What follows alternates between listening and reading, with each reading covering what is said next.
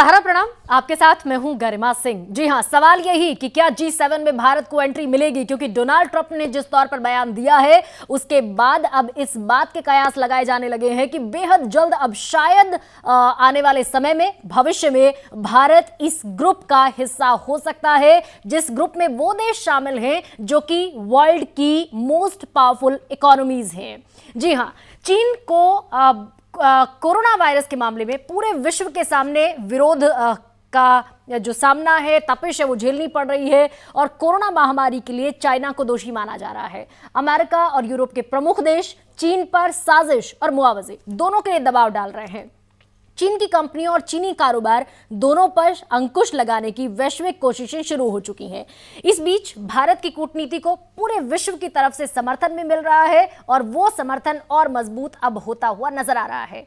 लेकिन एशिया में भारत इस कोरोना पैंडेमिक के दरमियान एक नया लीडर बनकर उभरा है। भारत और चीन के साथ जो सीमा विवाद चल रहा है उसमें भी भारत को विश्व की मजबूत ताकतों का खुला समर्थन है। मौजूदा दौर में चीन की घेराबंदी करते हुए अमेरिका भारत को एशिया में अपना विश्वास पात्र सहयोगी बनाना चाहता है, ताकि चीन को जवाब दिया जा सके, चीन पर दबाव बनाया जा सके। भारत चीन के बीच हुए सीमा विवाद को लेकर भी अमेरिका ने मध्यस्थता की एक बात उठाई थी, जिसे भारत और चीन दोनों की तरफ से नकार दिया गया। अब जिस G7 समिट का हम जिक्र कर रहे हैं उसे भी अमेरिका ने आने वाले सितंबर महीने तक के लिए टाल दिया है, क्योंकि उस समय होनी है यूएन जनरल असेंबली की मीटिंग, जो कि 15 सितंबर को शुरू होगी और 22 सितंबर को खत्म हो जाएगी। उसके पहले या उसके बाद ट्रंप ने इस बात का इशारा दिया है कि यह मीटिंग हो सकती है। लेकिन जो सबसे महत्वपूर्ण बात उन्होंने कही है वो ये कि वो चाहते हैं कि G7 में भारत, ऑस्ट्रेलिया, रूस और दक्षिण कोरिया को भी आमंत्रित किया जाए। उन्होंने ये भी कहा कि मुझे अभी नहीं लगता इस मौजूदा परिदृश्य में कि G7 ये ठीक से दिखा पाता है कि दुनिया में हो क्या रहा है। ये देशों का एक बहुत पुराना समूह है। आपको बता दें कि G7 दुनिया की सबसे बड़ी और सबसे संपन्न अर्थव्यवस्थाओं वाले 7 देशों का मंच है। और वो कौन कौन से देश हैं? फ्रांस है, जर्मनी है, इटली है, जापान है, अमेरिका है, ब्रिटेन और कनाडा है। तो इन देशों के जो प्रमुख अंतर्राष्ट्रीय अर्थव्यवस्था और मुद्रा के मुद्दे हैं उन पर ये सारे देश बैठते हैं, हर साल बैठक करते हैं और इस साल G7 की अध्यक्षता अमेरिका के पास है। शिखर सम्मेलन के दौरान G7 अध्यक्ष आमतौर पर किसी एक या फिर 2 देशों को विशेष अतिथि के तौर पर आमंत्रित करते हैं। पिछले साल फ्रांस के राष्ट्रपति एमेनुएल मैक्रों ने भारतीय प्रधानमंत्री नरेंद्र मोदी को G7 शिखर सम्मेलन के लिए बुलाया था और इसके साथ ही अमेरिका ने चीन पर घेराबंदी करते हुए WHO से भी अब अपने संबंध तोड़ लिए हैं। तो ये तमाम चीजें हैं जो विश्व के परिदृश्य पर चल रही हैं और इस विश्व के परिदृश्य पर अगर तमाम चीजें हम देखते हैं तो एशिया के सबसे महत्वपूर्ण देश के तौर पर भारत उभरता हुआ नजर आ रहा है। इन तमाम मुद्दों पर हम चर्चा करेंगे और ये भी आपको बताएंगे कि वो 4 देश जिन्हें अब ट्रंप शामिल करना चाहते हैं G7 में, उनमें भारत भी एक है। तो ऐसे में भारत का भविष्य इस तौर पर हम कैसे देखेंगे, इसी पर चर्चा होगी। शुरुआत करते हैं। तमाम खास मेहमानों का पैनल हमारे साथ होगा।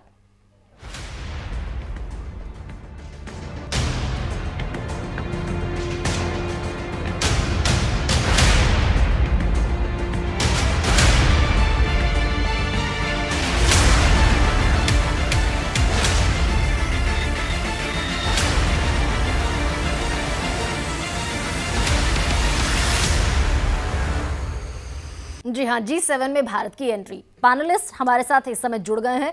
हमारे साथ अतुल लोंधे हैं, प्रवक्ता हैं कांग्रेस के। मनोज यादव हमारे साथ जुड़ गए हैं, बीजेपी के प्रवक्ता हैं। और हमारे साथ आलोक बंसल भी इस समय मौजूद हैं, जो कि विदेशी मामलों के जानकार हैं। आप तमाम लोगों का बेहद स्वागत इस चर्चा में। आलोक जी, सबसे पहला सवाल मेरा आप ही से, विदेशी मामलों के जानकार हैं आप। हम अपने तमाम दर्शकों के लिए जो ट्रंप का बयान है उसे एक दफा दोहराना चाहेंगे हूबहू। ट्रंप कहते हैं, I don't feel that as a G7 it properly represent what's going on in the world. It is a very outdated group of countries. He said he would like to invite Russia, South Korea, Australia and India to join an expanded summit in the fall. तो आपसे मेरा सबसे पहला जो सवाल है वो यही कि इस बयान को कैसे देखा जाए भारत के परिप्रेक्ष्य में, भारत के भविष्य के परिप्रेक्ष्य में। देखिए, ये जो बयान है राष्ट्रपति ट्रंप का, ये बहुत महत्वपूर्ण है, क्योंकि G7 जो है दुनिया की बड़ी बड़ी अर्थव्यवस्थाओं का एक समूह है, जिसमें एक जमाने में विश्व की आधी से ज्यादा जीडीपी इन्हीं G7 कंट्रीज से होती थी। और अब राष्ट्रपति ट्रंप का ये कहना कि अगर G7 की समिट होनी है तो उसमें अन्य देशों को मिलाना चाहिए, जिसमें भारत प्रमुख है, ये भारत का महत्व दिखलाता है। ये दिखलाता है कि आज वैश्विक समूह में भारत की एक पहचान बन गई है। आज दुनिया में भारत के बिना विश्व की जब प्रमुख अर्थव्यवस्थाओं की बात होती है तो उसमें भारत को अलग नहीं किया जा सकता।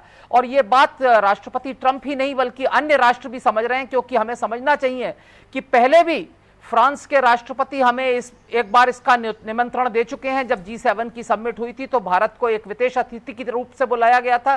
तो ये दर्शा रहा है कि आने वाले विश्व में भारत का जो महत्व है वो दिन प्रतिदिन बढ़ता चला जा रहा है। और जब हम बात करते हैं कि पोस्ट कोविड-19 वर्ल्ड ऑर्डर की, तो उसमें भारत का एक प्रमुख स्थान होने वाला है। आलोक जी, लेकिन इसी पर मेरा एक काउंटर क्वेश्चन ये भी है कि जब हम कहते हैं कि ये वो देश हैं जो G7 में शामिल हैं, जो कि वर्ल्ड की मोस्ट पावरफुल इकोनॉमीज हैं, लेकिन कोविड-19 के पैंडेमिक में हमने भारत की अर्थव्यवस्था को गिरते हुए देखा है। हम सब उसको विटनेस कर रहे हैं। ऐसे में जो राष्ट्रपति ट्रंप कह रहे हैं, मैं ये भी समझना चाहूंगी, इस बारीक चीज को भी हमारे दर्शकों से आप साझा कीजिए कि ऐसे नाजुक समय पर अगर ट्रंप ये बयान देते हैं कि वो चाहते हैं कि रशिया, साउथ कोरिया, ऑस्ट्रेलिया और भारत G7 का हिस्सा हो और इसे G10 और G11 के नाम से जाना जाए, तो क्या ये उनके भीतरी जो मामले हैं, अंदरूनी मामले हैं उनके देश के, उनसे भी ध्यान हटाने की कोशिश या फिर किसी और 4 इन देशों का सपोर्ट सीख करने की कोशिश भी है क्या? ये जी, भारत की अर्थव्यवस्था कम होने के बावजूद आज भी भारत उन 2 राष्ट्रों में से, बड़े राष्ट्रों में से है IMF के अनुसार, जिनकी अर्थव्यवस्था पॉजिटिव में है। अन्यथा विश्व के अधिकांश राष्ट्र जो हैं उनकी अर्थव्यवस्था कॉन्ट्रैक्ट हो रही है, कम हो रही है। तो हमारी कमजोरी के बावजूद भी हम दुनिया की सुदृढ़ अर्थव्यवस्थाओं में से एक हैं और इस बात को दुनिया जान रही है और इसी बात का महत्व है जो कि राष्ट्रपति ट्रंप हमें इसका निमंत्रण दे रहे हैं। यानी कि बहुत संक्षेप में आलोक जी, यानी कि ये जो एक अंदेशा है, ये गलत अंदेशा है कि अमेरिका में जिस तौर पर गृह युद्ध के हालात हैं, अश्वेत की मौत के बाद व्हाइट हाउस को घेर लिया लोगों ने, कोरोना पैंडेमिक को लेकर लगातार स्थितियां बदतर वहां पर बनी हुई हैं, यानी कि ये जो कयास है ये गलत है कि वो सपोर्ट सीख करना चाहते हैं, इसीलिए चाह रहे हैं कि G7 जो है G10 में या G11 में कन्वर्ट हो जाए। देखिए, इसमें कोई शक की बात नहीं है कि अमेरिका में हालात गंभीर हैं, पर जो चीज ट्रंप साहब कह रहे हैं कि G7 को एडवांस करना चाहिए, इसमें बाइपार्टिसन कंसेंसस है। ये सिर्फ वही नहीं बोल रहे, उनके विरोधी पक्ष वाले भी इस बात से सहमत हैं। किसी डेमोक्रेट पार्टी के नेता ने यह नहीं कहा कि भारत को नहीं इंक्लूड होना चाहिए। यह बात जरूर है कि ट्रंप साहब अपनी अंदरूनी समस्याओं से ध्यान हटाने के लिए कुछ चीजों पे, बाहरी चीजों पे ज्यादा ध्यान दे रहे हैं, लेकिन जहां तक सवाल G7 को बाद में करने का और उसमें भारत को सम्मिलित करने का सवाल है, ये मेरे ख्याल से इसके मामले में अमेरिका के अंदर एक बाइपार्टिसन कंसेंसस है। अमेरिका के अंदर हर पार्टी का नेता इस बात से सहमत है कि भारत को इसमें शामिल होना चाहिए। जी, अतुल लोंडे भी हमारे साथ हैं, कांग्रेस के स्पोक्स पर्सन है। अतुल जी, अब आपका रुख करूंगी। आप लोगों ने यानी कि विपक्ष के तौर पर सत्ता पक्ष की तमाम खामियां गिनवाई हैं, तमाम कमजोरियां गिनवाई हैं, वो भले कोविड-19 पैंडेमिक के दौरान गिरती हुई अर्थव्यवस्था हो या फिर और तमाम मुद्दे हो जिनको लेकर विपक्ष अक्सर सत्ता पक्ष को घेरता हुआ नजर आया है हर प्रेस कॉन्फ्रेंस में। लेकिन इस पर सबसे पहला रिएक्शन आपका कि वर्ल्ड की जो मोस्ट पावरफुल इकोनॉमीज हैं उनका जो एक ग्रुप है G7 के नाम से जिसे जाना जाता है, जिसमें US है, UK है, फ्रांस है, जर्मनी है, इटली है, कनाडा है और जापान है, उनमें भारत को शामिल करने की बहस भी नहीं, अगर एक भारत को शामिल करने की पहल शुरू होती है तो बतौर विपक्ष आप इसको कैसे देखते हैं? जहां तक राष्ट्रीय इंटरेस्ट की, नेशनल इंटरेस्ट की बात है, वहां तक किसी टीका टिप्पणी आज तक कांग्रेस ने की होगी ऐसा मुझे लगता नहीं। ये आपका गलत आकलन है। जी, जहां तक विपक्ष नहीं, आकलन तो मैंने किया ही नहीं सर, अभी मैंने तो आकलन किया ही नहीं, मैंने तो सबसे पहले आपकी टिप्पणी पूछी है। हमारी टिप्पणी सीधी सीधी ये है कि this is long driven dream. हम लोग मनमोहन सिंह साहब को इंटरनेशनल प्लेटफॉर्म पर जब जिस दिन ओबामा जी ने कहा था कि व्हेन स्पीक्स वर्ल्ड लिसन्स, इनके बारे में जो टिप्पणी दी थी वो इसी को दी थी कि 2008 की जो महामंदी, उस मंदी में भारत ऐसा देश था जो उभर कर आगे आया था, सामने आया था 2011-12 की बात। तो तब से हमारा ये ड्रीम है। और दूसरा, G7 जब तक एक्सपांड नहीं होती, हर कंटिनेंट में जब तक जाती नहीं, इसमें ब्राजील का नाम कैसे नहीं आया, ये भी एक सोचने वाली बात है। तो इंडिया का इसमें आना एकदम स्वाभाविक है और हमारे लिए एक बहुत अच्छी अपॉर्चुनिटी है। ये जो इंडस्ट्रियलाइज्ड नेशन है दुनिया के, जो 50% से ज्यादा जीडीपी कवर करते हैं, उसमें अगर हमें मौका मिलता है तो हमारे एक्सपोर्ट्स बढ़ेंगे। और एक्सपोर्ट बढ़ते समय हमारा इंटरेस्ट जो है, हमारा इंटरेस्ट हमें क्वालिफाई करना पड़ेगा। और हमारी अंदरूनी बातें, हमारा बैंकिंग सेक्टर है, हमारा इंश्योरेंस सेक्टर है, हमारा पब्लिक सेक्टर जो है, इसके ऊपर भी हमें ध्यान देना पड़ेगा। और ये जो मौका हमें मिलने जा रहा है, ये मौके को हम किस तरह से कैश कर सकते हैं वो भी देखना चाहिए। अच्छा, मनोज जी हमारे साथ हैं, मनोज जी हमारे साथ हैं बीजेपी से। पहले उनको आप बधाई दे दीजिए और उसके बाद अपनी जो सलाह है, जो एडवाइजेज हैं, वो भी कन्वे कर दीजिए। मनोज जी, ऐसा है कि बधाई तो पूरे भारत देश के लिए है ना। बधाई एक कांग्रेस और बीजेपी ऐसी थोड़ी हो सकती है, बधाई देश की बात है ये। लेकिन सबसे बड़ी बात नहीं, देखिए सत्ता पक्ष में वही है ना सर, सत्ता पक्ष में वही है। आप दे दीजिए क्रेडिट ना, कंसीडर कीजिए उस चीज को भाई कि किसकी रिजीम में हो रहा है, ये भी बेहद महत्वपूर्ण होता है ना कई बार। देखिए, बिल्कुल बधाई है, आपकी बधाई है, देशवासियों की बधाई है, सबकी बधाई। उसमें बधाई देने में कोई खामी थोड़ी है, कोई कमी थोड़ी है। लेकिन एक बात इसमें यह भी हमें समझना चाहिए कि जब से ट्रंप आए हैं, अमेरिका फर्स्ट और उनका व्हिम्सिकल नेचर जो है, आज कहना कल कुछ कहना, इससे भी हमें जो है वो बचते हुए जाना पड़ेगा। ठीक है। हर्ले डेविडसन का एक इशू था, हर्ले डेविडसन इशू में उनका रवैया जो था वो हमने देखा है। फिर बाद में एल्यूमिनियम स्टील के बारे में उन्होंने किस तरह से टैक्स लगाई थी, फिर हमने 28 चीजों पे टैक्स लगाई थी। ये चीजें भी हमें भूलनी नहीं चाहिए। ठीक है। अमेरिकन इलेक्शन सामने है अभी, और अमेरिकन इलेक्शन सामने होने के लिए रिपब्लिकन हो या चाहे डेमोक्रेट हो, दोनों ने चाइना को घेर कर अपना स्कोर बढ़ाने की कोशिश इलेक्शन के हिसाब से की है। तो आज के तारीख में सबसे बड़ी बात यह है कि हमने जो पॉलिसी अडॉप्ट किया 1991 के बाद, सारे रेटोरिक नाम के छोड़कर हमने जो नेशनल इंटरेस्ट को प्राथमिकता दी है, उस प्राथमिकता के हिसाब से भारत को जितना ज्यादा इसमें मौका मिले, जितना ज्यादा मैन्युफैक्चरिंग हब हम बढ़ा सके, जितनी ज्यादा रोजगार निर्माण कर सके, जितने ज्यादा एक्सपोर्ट कर सके, इसके बारे में सोचकर एक अच्छी पॉलिसी जो है वो पॉलिसी लेकर आना चाहिए। ये अपॉर्चुनिटी। आपने एक बहुत महत्वपूर्ण बात इसमें प्रेसिडेंशियल इलेक्शन की जोड़ी है अतुल जी, उस पर मैं आऊंगी और बातचीत उस पर भी हम करेंगे कि क्योंकि सबसे महत्वपूर्ण ये है समझना यहाँ पर कि 15 सितंबर को यूएन जनरल असेंबली की बैठक शुरू हो रही है, 22 सितंबर को खत्म हो रही है, और ट्रंप ने ये भी कह दिया है कि वो G7 जो समिट रखेंगे वो या तो इस बैठक के पहले रखेंगे या इस बैठक के बाद में रखेंगे। अगर इस बैठक के बाद में रखा जाता है तो निश्चित तौर पर बहुत सारी चीजें फिर समझने की हो जाती हैं। लेकिन हमारे साथ मनोज जी भी हैं। मनोज जी, सबसे पहले कैसे आप देखते हैं ट्रंप के इस बयान को? जैसे अभी अतुल जी ने संभावना जाहिर की, आशंका जाहिर की है कि भाई वो आज कुछ कहते हैं और कल कुछ कहते हैं, तो ऐसे में उनके बयानों को बहुत ज्यादा संजीदगी से नहीं लिया जा सकता। आपकी टिप्पणी इस पर?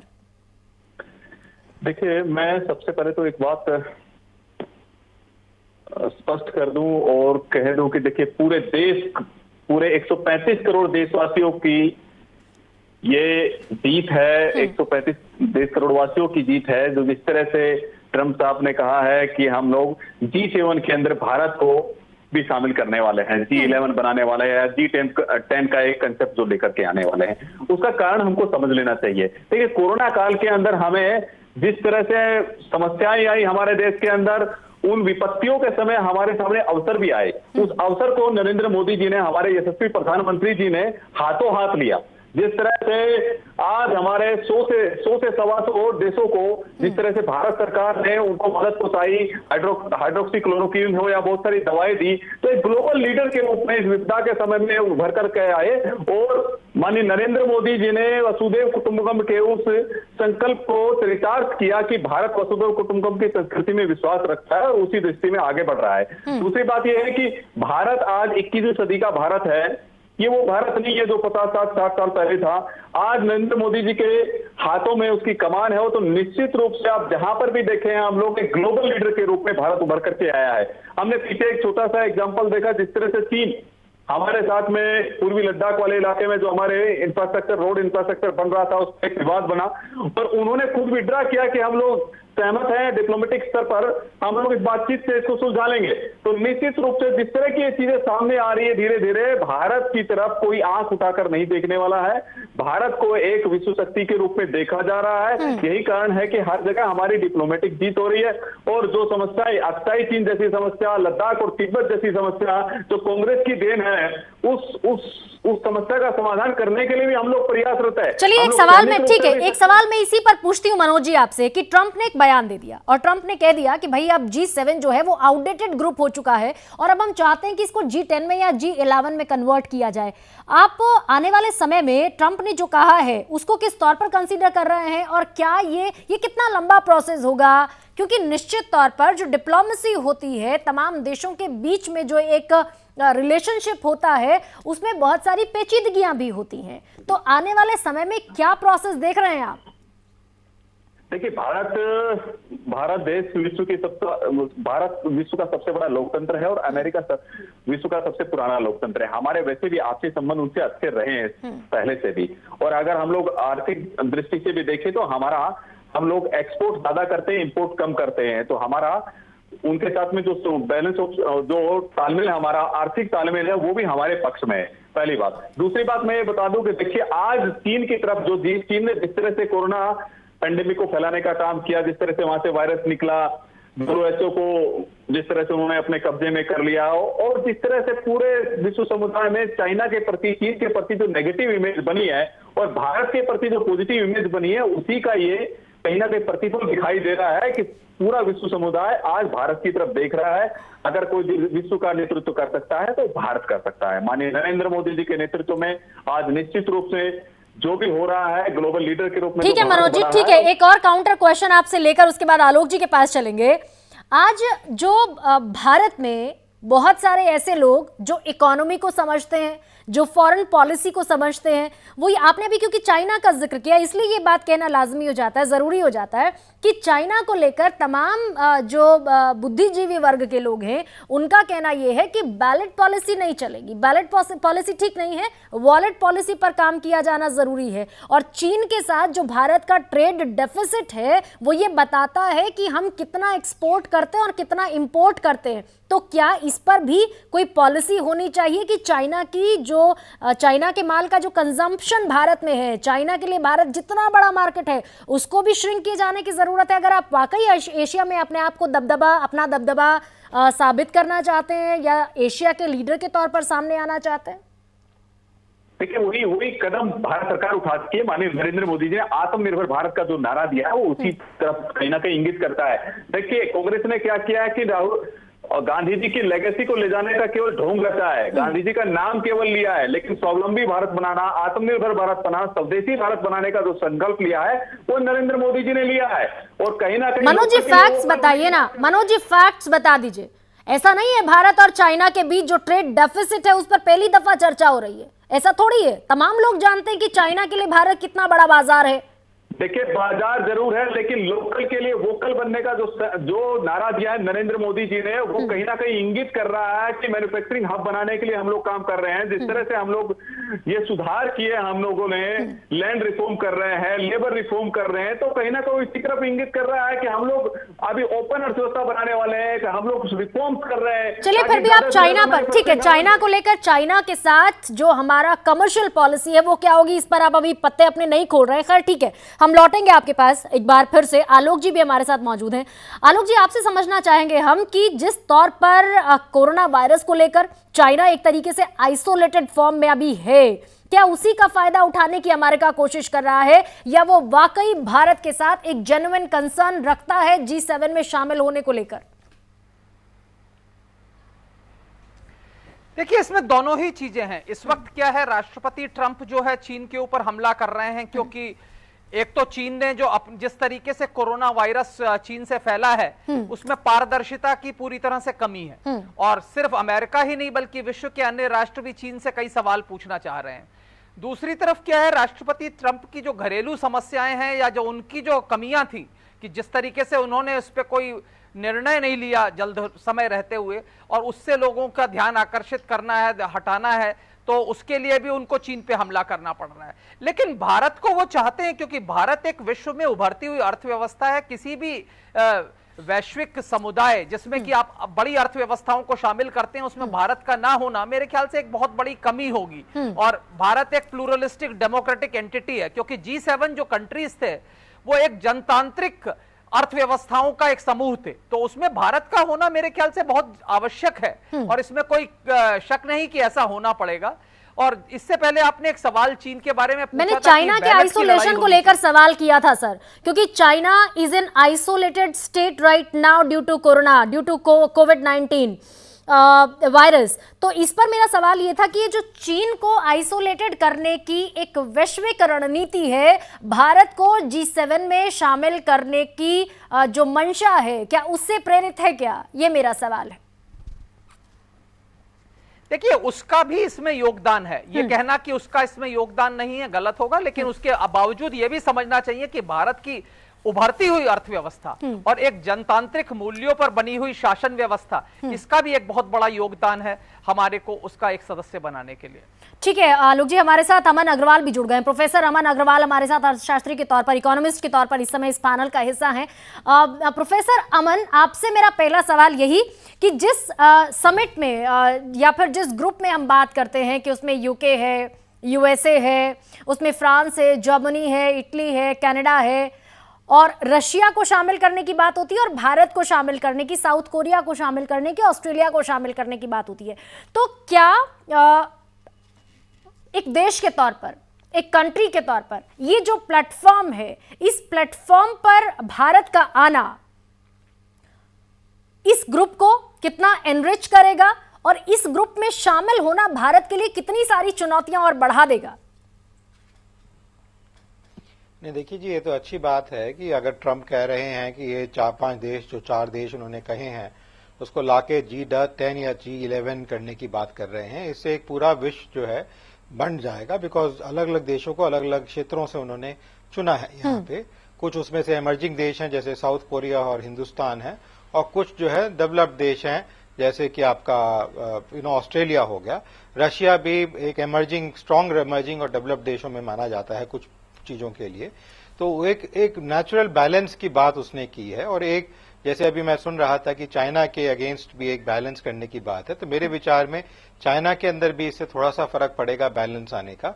हिंदुस्तान के लिए जैसे आपने कहा, ये एक अच्छी अपॉर्चुनिटी है जो हिंदुस्तान को लेनी चाहिए, और अगर हिंदुस्तान के पास आ रहा है ऐसा मौका तो हिंदुस्तान को इसका पार्ट होना चाहिए, और हिंदुस्तान वेल डिजर्व करता है इसको, बिकॉज जिस तरीके से हिंदुस्तान ने कोरोना की फाइट में योगदान किया है, नरेंद्र मोदी ने सरकार में विश्व के अंदर जो है हाइड्रोक्लोरिन और काफी सारे फार्मास्यूटिकल्स और काफी सारी एड्स प्रोवाइड करी हैं, खाने की प्रोविजन किए हैं और चीजों के प्रोविजन किए हैं, विश्व के अंदर अलग अलग देशों को किए हैं, और लोगों को इधर से उधर लाने का, हिंदुस्तान में वापस लाने का, और कुछ देशों के भी लोगों को लाने की बात उन्होंने करी, हेल्प करने की बात करी है।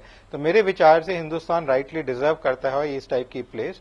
और सिर्फ इकोनॉमिक पावर की बात नहीं है, इकोनॉमिक ग्रोथ की बात नहीं है, पर जो नीतियां चलती आ रही हैं हिंदुस्तान की, जिस तरीके से ग्रोथ है, मोमेंटम है, अमेरिका का रुझाव और बाकी देशों का भी रुझाव हिंदुस्तान की तरफ पिछले 2-3 सालों 4 सालों से बढ़ता हुआ नजर आ रहा है। अगर आप देखिए, पहली बार पिछले साल जनवरी के अंदर करीबन 10 या 12 कंपनीज के सीईओज आए पहली बार हिंदुस्तान में, इंडिया के सीईओज के साथ मिलने और ट्रेड डेवलप करने के लिए, कोलैबोरेशन करने के लिए। नहीं तो आज तक पिछले 70 सालों में हम यही सुनते थे कि हिंदुस्तान के मंत्री जा रहे हैं या बिजनेसमैन जा रहे हैं अमेरिका के अंदर उनसे बात करने के लिए, ट्रेड डेवलप करने के लिए, एमओयू करने के लिए, कोलैबोरेशन करने के लिए।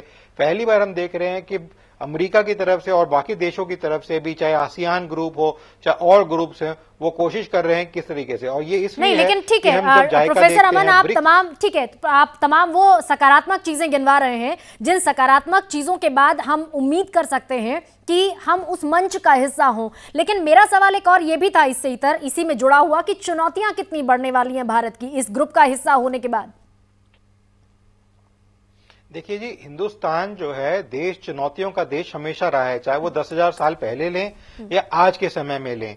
ऐसा कभी भी नहीं रहा हिंदुस्तान के सामने, कोई ऐसा दशक नहीं गया है हिंदुस्तान के सामने जब चुनौतियां नहीं हो। सबसे बड़ी चुनौती तो हिंदुस्तान की पॉपुलेशन है, इतने सारे पॉपुलेशन है, इतने सारे इमर्जिंग लोग हैं। 28 साल जो है हमारी युवा जनता की एवरेज एज है, तो उनको जॉब्स देना है, उनको ग्रोथ देना है, उनको खाना देना है, उनको काम देना है, ये सबसे बड़ी चुनौती है। अगर हम इस तरीके के जो ग्रुप्स हैं, इंटरनेशनल ग्रुप्स हैं, उनके टेबल पे जाके बैठेंगे तो हमारी जो नेगोशिएशन पावर्स होती हैं, बिजनेस को लाने की पावर्स होती हैं, वो बढ़ती हैं। जैसे हमने देखा जैसे मैं कह रहा था जाइका हो या ब्रिक्स हो या कुछ और जो ग्रुप्स बने हैं पिछले कुछ 4-5-6 सालों के अंदर, उसकी वजह से जो हमारी नेगोशिएशन करने की पावर है, ट्रेड करने की पावर है, अंडरस्टैंडिंग की पावर है, वो बड़ी है। इस समय हर देश के साथ हिंदुस्तान की रिलेशनशिप बड़ी अच्छी है। हमारे प्रधानमंत्री हर एक देश के प्रधानमंत्री के साथ बात करते हैं, ताकि कहीं वो देश भी लड़ाई कर रहे हो तब भी बात करते हैं। हाँ, यही सवाल मेरा अगला है भी आलोक जी से, यही सवाल मेरा अगला है भी आलोक जी से, क्योंकि इस रिजीम में जब हम प्रधानमंत्री नरेंद्र मोदी की पहली रिजीम का 2014 से 2019 और 2019 से अब ये जो पहला वर्ष खत्म हुआ है, इसमें देखा है हमने कि सीमा पर, बॉर्डर पर जो भी चल रहा हो, डिप्लोमेसी के चलते डिस्कशन हमेशा हुआ है। आलोक जी, यही सवाल मेरा आपसे है। हालांकि चीन ने कई मर्तबा इंटरनेशनल प्लेटफॉर्म्स पर, अंतर्राष्ट्रीय मंचों पर भारत का खुले तौर पर विरोध किया है। वो भले ही ग्लोबल टेररिस्ट घोषित किया जाना हो किसी आतंकवादी को, या फिर अपने वीटो का इस्तेमाल करते हुए भारत को किसी मंच का हिस्सा नहीं बनने देना हो। ऐसे में जब अमेरिका एशिया के 4 देशों में भारत को सबसे ज्यादा ग्रोइंग इकोनॉमी के तौर पर G7 का हिस्सा बनाना चाहता है और चाइना को दरकिनार कर रहा है, ऐसे में मैं जानना ये भी चाहूंगी कि चाइना और इंडिया के जो बाइलेटरल रिलेशनशिप हैं उन पर किस तरीके का असर पड़ेगा, क्योंकि हम अभी भी जब बॉर्डर पर तनाव बना हुआ है तभी भी हम बातचीत कर रहे हैं। देखिए, बातचीत करनी आवश्यक है, क्योंकि भारत और चीन जो है 2 विशाल राष्ट्र हैं और एक दूसरे के पड़ोसी हैं। हमारे जो रिश्ते हैं वो शताब्दियों पुराने हैं। जो सीमा पर विवाद है वो एक बहुत 50-60 साल पुराना विवाद है, और इसके बारे में यह है कि सीमा में जो लाइन ऑफ एक्चुअल कंट्रोल है उसके बारे में दोनों देशों की जो परिकल्पना है वो अलग अलग है, और इसलिए दोनों देशों के बीच में कुछ ना कुछ समस्याएं रहती हैं। हालांकि मेरा व्यक्तिगत रूप से यह मानना है कि जो अभी समस्या हमें दिख रही है इसके पीछे चीन एक सिग्नलिंग देना चाहता है। चूंकि चीन पूरी तरह से आइसोलेटेड हो गया है, वो ये नहीं चाहता कि भारत भी उन राष्ट्रों के साथ हो जाए और चीन को बिल्कुल अलग थलग छोड़ दे। तो ये एक सिग्नलिंग की कोशिश है, लेकिन अगर आप देखेंगे तो चाइना क्या इस पर भारत को हौले हौले से सहलाने की, या फिर भारत के साथ अपने संबंधों को थोड़ा और बेहतर करने की कोशिश करेगा क्या? बहुत संक्षेप में सर। बिल्कुल बिल्कुल करेगा। चीन के लिए बहुत आवश्यक है कि भारत भी अन्य राष्ट्रों के साथ उसको अलग करने में ना जुट जाए, क्योंकि चीन के लिए बहुत ही अस्तित्व का सवाल है। अगर वो ठीक है, यही इसी को कंक्लूडिंग रिमार्क के तौर पर सर रखते हैं, क्योंकि चीन के लिए अस्तित्व का सवाल है। कोविड-19 पेंडेमिक के दौरान अभी चाइना आइसोलेटेड स्टेट में है। बहुत छोटा सा कमेंट अतुल जी, बेइंतहा छोटा सा कमेंट 10 सेकेंड का।